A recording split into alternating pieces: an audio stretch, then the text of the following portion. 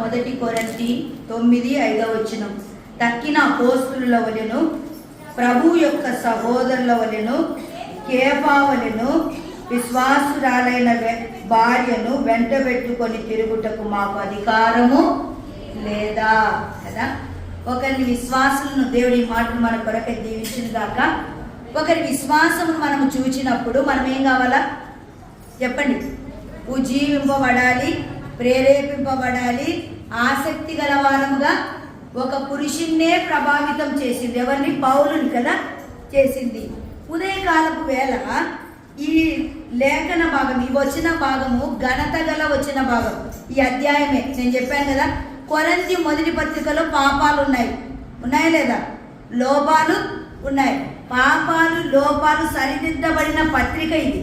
కానీ అంతమందిలో లోపాలున్న పత్రికలో లోపాలు లేని వారెవరు? కేవలం అపోస్తలులు, ప్రభు యొక్క సహోదరుల భార్యలు, సహోదరులు, అపోస్తలులు, వారి భార్యలు. వారందరిలో ఇప్పుడు ఎవరు చెప్పండి? లోపాలు పాపాలు లేనామె కేఫా భార్య. చెప్పండి ఎవరు? కేఫా. నేను ఉదయం చెప్పాను కదా, అందరు పడిపోయారు, అందరు వెనక్కిపోయారు, అందరు సన్నగిల్లారు, అందరు బలగిల్లయ్యారు, అందరు ఆగిపోయారు కాదు. అందరిలో నీవు అందరికీ పాఠముగా ఉండాలన్నదే దేవుని గొప్ప స్థితి. బైబిల్ గ్రంథంలో కేఫా, అసలు మనకి ఏ పేరు ఎక్కువ పరిచయం? పేతురు, సీమోను పేతురు, సీమోను పేతురే కదా. దాదాపుగా బైబిల్ కొత్త నిబంధన గ్రంథంలో ఎక్కువ సార్లు పేరు రాయబడిన వారెవరు చెప్పండి? పేతురే. దాదాపుగా సువార్తలలో 70 సార్లు రాయబడింది. ఎవరి పేరు? పేతురు పేరు. 26 సార్లు అదనంగా మరలా రాయబడింది. యోహాను సువార్తలో అత్యధికంగా రాయబడింది పేతురు పేరు. ఇంకా చెప్పండి, సీమోను పేతురు. నేను చెప్పింది చెప్పండి, 70 సార్లు పేతురు అని. సీమోను పేతురు అని 17 సార్లు రాయబడింది. సీమోను పేతురు అని ఎన్నిసార్లు అమ్మా? 17 సార్లు. కేఫా అని 3 లేదా 4 సార్లే, అంతకంటే తక్కువ ఉండొచ్చు, అంతకంటే ఎక్కువ ఉండొచ్చు, అంటే తక్కువ రాయబడింది. తర్వాత యోహాను కుమారుడైన సీమోను అని ఎన్నిసార్లు రాయబడింది? 2 సార్లు రాయబడింది. తర్వాత సీమోను బరియోనా అని ఎన్నిసార్లు రాయబడింది? 1 సారి రాయబడింది. ఇప్పుడు ఇవన్నీ చేస్తే సుమారుగా చెప్పండి, అందరికంటే, అపోస్తలులందరికంటే, ప్రభు యొక్క సహోదరులందరికంటే, వారి భార్యల కంటే, అపోస్తలు అంటే వాళ్ళ భార్యలు ఉన్నారు, ప్రభు యొక్క సహోదరులు అంటే వారి భార్యలు ఉన్నారు, వారందరికంటే ఇన్నిసార్లు పేరు ఎక్కువగా రాయబడింది. కానీ వాటన్నిటిలలో ఏ పేరు గొప్పది చెప్పండి? కేఫా. ఈ పేరు ఎవరు పెట్టారు? ఎవరు పెట్టారు? ప్రభువు పెట్టాడు కదా. పేతురు, నువ్వు కేఫా అనబడుదువు. ఏమన్నాడు? కేఫా. ప్రభు పెట్టిన పేరే. ఆయన సార్థకతలో ఉంచి వీరిరువురు భార్యాభర్తలు కూడా ఆ పేరుకే ఎక్కువగా జీవితాన్ని చెప్పండి విధేయత చూపారు. కేఫా అన్న, పేతురు అన్న ఏమర్థం చెప్పండి? పేతురు అంటే నువ్వు బండవు అన్నాడు, బండ అని అర్థం. కేఫా అంటే నువ్వు రాయివి అన్నాడు కదా. మత్తయి సువార్త 16:18 ఏమన్నాడు? నువ్వు రాయివి, ఈ బండ మీద నా సంఘమును కట్టుదును. కట్టేవాడు కాదు, యేసయ్య కట్టేవాడు. నువ్వు రాయివి, ఈ బండ మీద అంటే ప్రభు అయిన యేసుక్రీస్తు బండ. ఆ బండ మీద ఫస్ట్ రాయి ఎవరంట? పేతురే. చెప్పండి ఎవరు? పేతురే. కేఫా అంటే రాయి కదండి, మలచబడిన రాయిగా ఒక కట్టడములో, మందిరములో, ఆత్మీయ మందిరములో నువ్వు రాయిగా కట్టబడుదు. ప్రియ సోదరిలారా, కట్టబడుటలో ఆరంభ కాలము మొదలుకొని ఒక సంఘములో మనము నమ్మి బాప్తిస్మము పొంది ఆ సంఘంలో ఆరాధన కొరకై చేర్చబడగా ఒకరికొకరు కట్టబడుతుండగా, ఒకరి పక్కన ఒకరు, ఒకరి వెనకాల ఒకరు కట్టబడుతుండగా, కట్టడంలో ఏం కావాలా? ఒదిగిపోవాలి కదా. ఒక రాయి పెట్టి దాని పక్కన ఇంకో రాయి పెట్టి రాయి మీద రాయి పెట్టి రాయి మీద రాయి పెట్టి 10 వరుసలు కట్టినాకనే కప్పో లేదో ఏదో వేయడానికి పనికొస్తుంది కదా. కట్టడములో దీనుడై, చెప్పండి, విధేయుడై ప్రభువు చెప్పినట్టుగా నీవి రాయివి, ఈ బండ మీద నా సంఘమును కట్టుదును. ప్రియులారా, సంఘాల్లో చేరాం, సంఘములో చేర్చబడ్డాం, ఆరంభము నుండి ఉన్నాం. మనల్ని ఎవరు గుర్తించలేకపోయినా పర్వాలేదు, ఎక్కడున్నారా? ఆరంభ సంఘములోనే ఉండాలి. ఎందుకు? పేతురు ఎక్కడున్నాడు? ఆదిమ కాలంలో, మొదటి శతాబ్ద కాలంలో స్థాపించబడిన సంఘములో మొదటి రాయిగా. ఆయనకంటే ముందు ఆంధ్రయ వచ్చాడు కదా, యోహాను యాకోబులు వచ్చారు కదా. కానీ దేవుడు ఎవరికి ప్రాముఖ్యత ఇచ్చాడు? కేఫాకి. సోదరులారా, విశ్వాస విషయములో, కట్టడాలలో కూడా విశ్వాసము కలిగిన వారముగా సంఘములో ఒక్కసారి మన ప్లేస్ అక్కడ అలాంటి చేయబడిందంటే ఎక్కడున్నారా? మన ప్లేస్లో మనం ఆరంభములో ఉన్న ఈ జంట. చెప్పండి, ఇప్పుడు కేఫా భార్య ఎక్కడుంది? ఆరంభములో భర్త పక్కన ఒక రాయిగా ఉంది. కట్టడములో కట్టబడుతూ, సంఘాలు కడుతూ, ఏ సంఘంలోనైనా మొదటి రాయిగా కట్టబడుతూ ఉండగా ఆమె గెలిచినేదిగా చూస్తున్నాం. భర్త పక్కన ఒక రాయిగా కట్టబడుతున్నామా? చెప్పండి, కట్టబడటలేదా? మేకలాగా 7 పొలిమేరలు పట్టుకొని తిరుగుతున్నామా? చెప్పండి, ఆ గట్టు మీద ఏముందో, ఈ గట్టు మీద ఉందో, ఆ సంఘంలో ఏముందో, ఈ సంఘంలో ఏముందో, ఆడకపోదునా ఈడకపోదునా కదా. ఇప్పుడు ఫ్యాషన్ ఏమని చెప్పండి, కల్వరి టెంపుల్కి వెళ్ళడమే ఫ్యాషన్ అయిపోయింది. ఫ్యాషనే అది. కానీ అందులో చెప్పండి ఏం లేదు, కష్టపడి పనిచేసిన విలువలు లేవు. నమ్మిన వారిని పోగేసుకున్న సంఘం అది. చెప్పండి, 5 ఆరాధనలు అంటే ఆయన కష్టపడి పనిచేశాడా?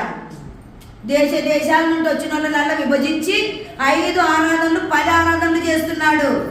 ఆ సంఘము కంటే నిన్ను వెతికి రక్షించి నీ కొరకై ప్రాణం పెట్టిన దేవుడు నిన్ను పట్టుకొని వెంటాడి దర్శించి పరామర్శించి నీ కోసం తిరుగుతున్న సేవకుడు గొప్ప. మనం ఎవరిని? స్థానిక సంఘమును ఎక్కువగా ప్రేమించాలి. మొదటి రాయిగా నేనున్నాను. వాక్యానుసారమైన సంఘములో ఉండటం మంచిది కదా. సంఘములో ఈరోజు ఉండి, ఆదివారం ఉండి, సోమవారం మొదలుకొని దిక్కుమాలిన పనులన్నీ చేసి ఆదివారం మనలొచ్చి ఆరాధనలో పాల్గొందితే నీకంటే పంది మేలైతుంది. ఎవరు? పంది మేలైతుంది. ఎందుకు? పగలల్లో పంది బురదలో ఉన్న రాత్రి చెప్పండి ఈడ్చుకుంటూ పందులతోటి పెట్టిన ఆయన కాడికి వెళ్తుంది. కానీ ఆదివారం ఎలా ఉన్నామో కట్టబడుతున్న సంఘంలో సోమవారం మొదలుకొని ఆదివారం వరకు కూడా అలాగే ఉండాలి. నేను ఇక్కడ ఎందుకు చెప్తున్నానంటే, కేఫా అనబడుదు, ఇదొక ప్రవచనం, ప్రభువు నోట నుండి వచ్చిన ప్రవచనం. ఆ ప్రవచన నెరవేర్పే కొరింథీ పత్రిక 9వ అధ్యాయము 5వ వచనం. అంటే నెరవేర్చారా నెరవేర్చలేదా? అయ్యా, కేఫా అనే పేరుతోనే, కేఫా భార్యగానే నేను ఉండాలనుకున్న ప్రభువు నోట నుండి వచ్చిన ఈ పేరును సార్థకతలో ఉంచుదాం. ఇప్పుడు ఎవరు చెప్పండి? మే సార్థక నామధేయురాలు. జీవితము, కుటుంబము, పిల్లలు, సేవ, సువార్త, మందిరాలు కట్టడం నెరవేర్పుగా బతికింది. ఇప్పుడు ఒక మాట చెప్పి నేను ముగింపు చేసేస్తాను. కేఫా అంటే రాయి కదా. కేఫా భార్య అంటే చెప్పండి, కేఫా భార్యకి పేరుందా లేదా? ఉంది. కానీ దేవుడు ఇష్టపడలేదు రాయడానికి. కానీ ఎవరి భార్యగా ఉండాలనుకుంది? కేఫా భార్యగా. అంటే ఈమెయుడ కూడా ఒక రాయి. కేఫా అంటే రాయి. మిసెస్ కేఫా అంటే ఎవరు? రాయే కదా. రాయిగా ఉండడానికి ఇష్టపడింది. పేతురు రాసినట్టుగా మరి ఎవరు కూడా రాయిని గురించి రాయలేదు. పేతురు మొదటి పత్రిక చూడండి ఒకసారి, 2వ అధ్యాయము 5వ వచనము అనుకుంటాను. పేతురు మొదటి పత్రిక 2వ అధ్యాయము 4-5 వచనాలు చదువుదాము. మనుషుల చేత విసర్జించబడినను దేవుని దృష్టికి ఏర్పరచబడినదియు అమూల్యమును సజీవమునైన రాయగు ప్రభువునొద్దకు వచ్చిన వారై యేసుక్రీస్తు ద్వారా దేవునికి అనుకూలములకు ఆత్మ సంబంధమైన బలులు అర్పించుటకు పరిశుద్ధ యాజకులుగా ఉండునట్లు మీరును ఏ రాళ్ళంట? సజీవమైన రాళ్ళ వలె ఉండి ఆత్మ సంబంధమైన మందిరముగా కట్టబడుచున్నారు. ఏ రాయంట? ఈ పత్రికలు ఏమేమి రాశాడు? అమూల్యమైన విశ్వాసము, అమూల్యమైన వాగ్దానములు, అమూల్యమైన రక్తము, అమూల్యమైన రాయగు క్రీస్తునందుకు వచ్చారు. కాబట్టి మీరు కూడా ఎవరంట? అమూల్యమైన రాళ్ళు, సజీవమైన రాళ్ళు. జొన్నగిరి చెప్పండి, ఎర్రగుడి, తుగ్గలి, అక్కడంతా ఏం దొరుకుతాయి? రాళ్ళు దొరుకుతాయి. ఏం దొరుకుతాయమ్మా? ఎక్కడెక్కడ నుండో వచ్చింటారు. నెలలు ఆ హోటల్స్ దగ్గర అక్కడ ఇక్కడ గడిపి ఏదో రాయి దొరికితే తీసుకొని అమ్ముకుంటారు. చిన్న జొన్న గింజంత రాయి దొరికితే 5 లక్షలు వస్తాయి. దానికంటే పెద్దది బుడ్డలిత్తినాలంత రాయి దొరికితే 10 లక్షలు వస్తాయి. మొన్ననే 4 కోట్ల రాయి దొరికింది. ఎన్ని కోట్లు? 4 కోట్లు. 3 నెలలు ఉన్నానంట అదే ప్రాంతంలో అయినా. ఎన్ని కోట్ల రాయి? 4 కోట్ల రాయి. ఏ రాయిని గురించి రాశాడు పేతురు? అమూల్యమైన రాయి. వజ్రము కావచ్చు, రత్నము కావచ్చు, అది అమూల్యమైన రాయి. విలువ లేని రాయి, విలువ కట్టని రాయి, విలువ నిర్ణయించని రాయి. 3 కోట్లు వచ్చాయంటే ఆ వజ్రాల వ్యాపారికి దాని ద్వారా ఇంకా 10 కోట్లు ఎక్స్ట్రా వస్తాయి. ఎన్ని కోట్లు? 10 కోట్లు ఎక్స్ట్రా. అంటే వజ్రాలు దొరుకుతున్నాయి. ఆ వజ్రాలకే పరుగులెత్తి పరుగులెత్తి పరుగులెత్తి నిరాశతో వచ్చిన వారు కూడా ఉన్నారు. అది ఎవరికి ప్రాప్తమో వారికే దొరుకుతుంది కదా. దొరుకుతాయి ఒక్కనాడు కూడా పొలాలు చూడలే, అవి చూడలే కదా. ఎక్కడెక్కడ నుంటో వచ్చిన వారు ఎత్తున్నారు. మనం దురాశపడకూడదు. మన ప్రభువే అమూల్యమైన రాయి. ఇప్పుడు చెప్పండి, ఈమె ఎవరంట? మన ప్రభువే అమూల్యమైన రాయి. వెతకడానికి మనం వెళ్ళక్కర్లేదు. మనమే అమూల్యమైన రాళ్ళం. నువ్వు విలువగా బ్రతికితే నీ విలువను పెంచుతాడు, తగ్గించేవాడు కాడు. నీ అనుదిన జీవితంలో ఏమి కొదువలు కొరతలో ఆయనే మనకిస్తాడు. విలువగా బతికితే చాలు, అవన్నీ ఆయనే ఇస్తాడు. సోదరిలారా, అమూల్యమైన రాయి నా భార్య. చెప్పండి, ఎవరంట? అమూల్యమైన రాయి. నేను కూడా అమూల్యమైన వాడిని అంటూ అక్కడ ఏమన్నాడు? సజీవమైన రాళ్ళు. వజ్రాలు, ఒక ఆమెకి 2 వజ్రాలు దొరికినాయి. అయ్యా ఈ వజ్రాలో కాదో చూడయ్యా అని చెప్తే, అమ్మా చచ్చిపోయినాయమ్మా, నువ్వు దొరికిన వెంటనే తెచ్చింటే బాగుండమ్మా, తీసుకపోయి ఎక్కడో గూట్లో పెట్టినావు, తర్వాత తెచ్చినావు, చచ్చిపోయింది వజ్రం, మెరుపు లేదు ఏం లేదు, చుట్టూ నీ చేయి పట్టు అని చెప్పి బతికిన వజ్రాలు చేతిలో పోసాడంట. ఏమున్నాయి? మిల్ల మిల్ల మిల్ల మిల్ల అన్ని దిక్కులో మెరుస్తున్నాయి. లైట్ అవసరం లేనంతగా మెరుపుంది.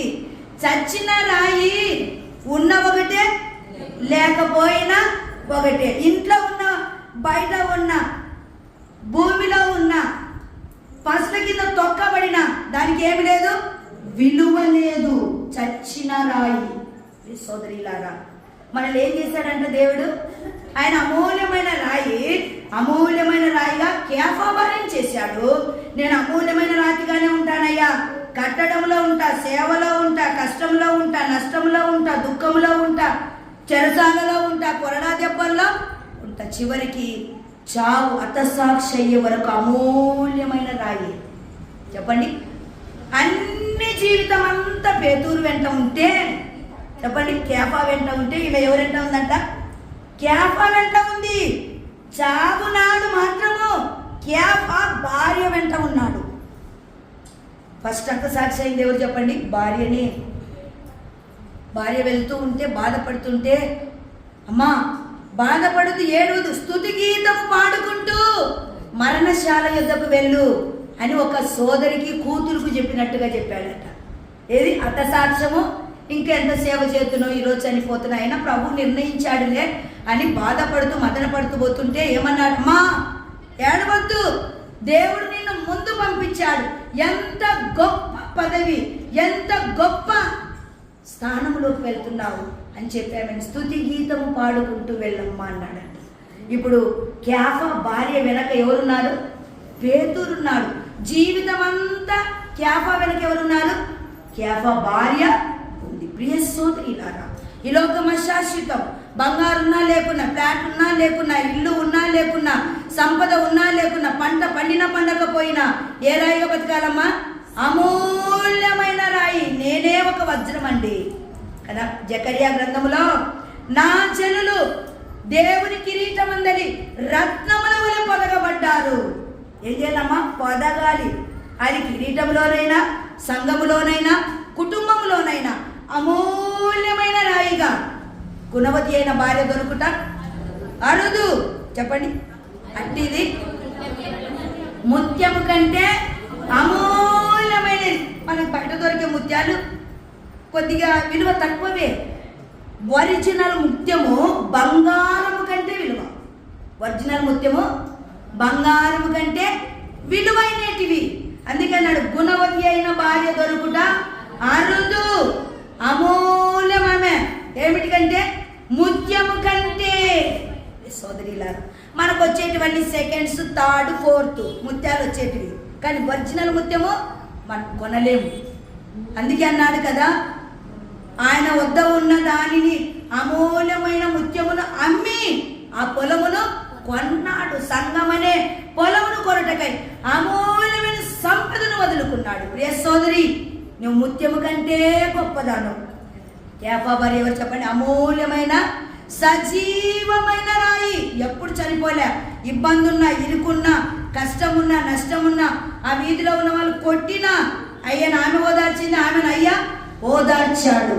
సేవా జీవితంలో అలుపెరగని స్త్రీగా సాగి వెళ్ళినట్టుగా మనం చూస్తున్నాం.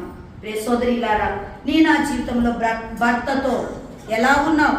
అమూల్యమైన రాయి. ఆత్మీయుడే, బోధించేవాడే, స్తోత్రించేవాడే, కానీ ఈ సచ్చిన, చెప్పండి, సచ్చిన రాయి ఎవరి పక్కన ఉంది? బతికిన ఆయన పక్కన ఉండి సావగొట్టడానికి చూస్తుంది కదా. అమూల్యమైన వజ్రముగా ఉన్న యోబు భార్య ఏమనింది? ఇంకా యథార్థతను వదులుకున్నావా? వదిలిపెట్టయ్యా, చూసినాం కానీ ఆస్తివే, అంతస్తువే, గొర్రెలువే, గొడ్లువే, వంటలువే, చెప్పండి, పిల్లలు పోయి, సంపద పాయ, ఇల్లు కూలిపాయ, ఇంకేందయ్యా యథార్థత అంటావు. విడిచిపెట్టు. దేవుని దూషించి మరణముక అంటే ఇదే రాయి, సచ్చిన రాయి. అన్ని అనుభవించి, చెప్పండి, వెక్కసమై కక్కిన దినాలు కూడా ఉన్నాయి కదా. కానీ ఇప్పుడు ఏమంటున్నది? చావయ్యా. దేవుని దూషించేమంట? చావు అంటుంది. చచ్చిన రాయి భర్తను చావమంటుంది. అది ఏ రాయి? యోబు అమూల్యమైన రత్నం. రత్నాలను గురించి యోబు రాసినట్టుగా ఎవరు రాయలే. ఏ రాయండి ఆయన? అమూల్య సముద్రపు భూగర్భము లోతైన స్థలములోకి వెళ్ళి వెతికితే దొరికేటివి రత్నములు. ప్రియ సోదరీలారా, యోబేమన్నాడు? మూర్ఖురాలు మాట్లాడినట్టు మాట్లాడవద్దు. సంపదనిచ్చావు, అనుభవించావు, ఇప్పుడు కీడిచ్చాడు, అనుభవింప తగదా కదా. ఎలా ఉంది ఆమెలో? సచిన్ రాయి ఎలా ఉంది? అమూల్యమైన రాయిలో ఏం మిలమిల అంటుంది? ఇట్టంటే మినుకు, అట్టంటే మినుకు. ఏది? అది కూడా మూర్ఖత్వం. ఒరిజినల్ వెలుగు కాదది. వేషధారణతో కూడిన వెలుగు, వేషధారణతో కూడిన మెరుపు, కపటముతో కూడిన మెరుపు. చాలా మంది స్త్రీలు అంటుంటారు, ఇది సావార్త నాకు ఎప్పుడు వస్తుందో. ఎవరిలో? భర్త సావార్తకు ఎదురు చూసే వాళ్ళు స్త్రీలు చాలా మంది. సోదరిలారా, అది మనకు తగదు, అది మనకు దూరమగును గాక. ఎటువంటి వాడైనా భర్తను మలుచుకోవడంలో చాలా మంది మలుచుకున్నారు. మనము కూడా ఎక్కడ? ఇంటిలో కానిదా లేనిదా వాటిని చెప్పుకుంటూ, నేర్పించుకుంటూ ఏం చేయాలో చెప్పండి? అమూల్యమైన ఈమె ఇతుడు కోడి తొందరోడు, ఈ అబద్ధికులతో నేను కాపురం చేసి ఎక్కడ గట్టెక్కేది అనుకునింటే ఈమె ఇలా వజ్రములు అయ్యేదా? అమూల్యమైన రాయి అయ్యేదా? లేదు లేదు. నా భర్తను క్యాఫాను పిలిచాడు. ఆ క్యాఫ్ అంటే రాయి, అమూల్యమైన రాయిగా అతన్ని వెలుగులో ఉంచుతా, నేను కూడా వెలుగులోనే ఉంటా. సోదరిలారా, దేవుడు పెట్టిన పేరుని శిరస వహించింది. బ్రతుకు దినములన్నిటి ఆ పేరుతోనే ఘనత కలిగి వెంట వేసుకునేది. అమూల్యమైన. అందుకే పేతురు పత్రికలో రాయబడిన మాట ఏంటి చెప్పండి? నీ భార్య కూడా జీవమను కృపావరములో పాలి భాగస్తురాలని ఎరిగి. ఎవరు రాశారు మాటలు? ఎవరు? పేతురే. ఆశ్రయించిన స్త్రీలు కదా, వెంబడించిన స్త్రీలు. పరిశుద్ధ స్త్రీలు, యజమానులను పిలుచుకొనిన స్త్రీలు అంటూ జీవమను కృపావరములో పాలి భాగస్తురాలు నీ భార్య. అంటే ఎవరు పాలి భాగస్తురాలు? పేతురు భార్య. ఎరిగాడు, అనుభవించాడు, జుర్రుకున్నాడు, ఆనందించాడు. ఇప్పుడు అందరికీ పాఠంగా రాస్తున్నాడు. సోదరి, ఇలా ముగింపు చేసుకున్నాం.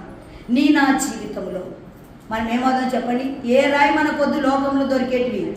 నీవే ఒక అమూల్యమైన రాయి, నీవే ఒక అమూల్యమైన ముత్యానివి. నీ భర్తను కూడా ముత్యంగా బతికింది. అందుకే పాట పడే, ముత్యంగా ఉంటావా, గయ్యాలి భర్తవే భర్తను మిద్దెకెక్కిస్తావా. మనము దూషణ పాలు చేసేదాన్ని దూరం చేసుకుందాం. గౌరవప్రదంగా ఉన్నదాన్ని ఏం చేద్దాం చెప్పండి? శిరస్సు వహించి భారంతోనైనా మోసి. ఎవరి భార్య వలే? కేఫా భార్య వలే. కేఫా అంటే రాయి కదా, మొదటి వాడుగా చూస్తున్నాం. మిగతాది మధ్యాహ్నం చూసుకుందాం. మనం కూడా ఆమెలాగా అమూల్యమైన రాయిలాగా ఉండి ప్రభువును గణపరచుదాం. అలాంటి కృప దేవుడు మనకు దయచేయను గాక.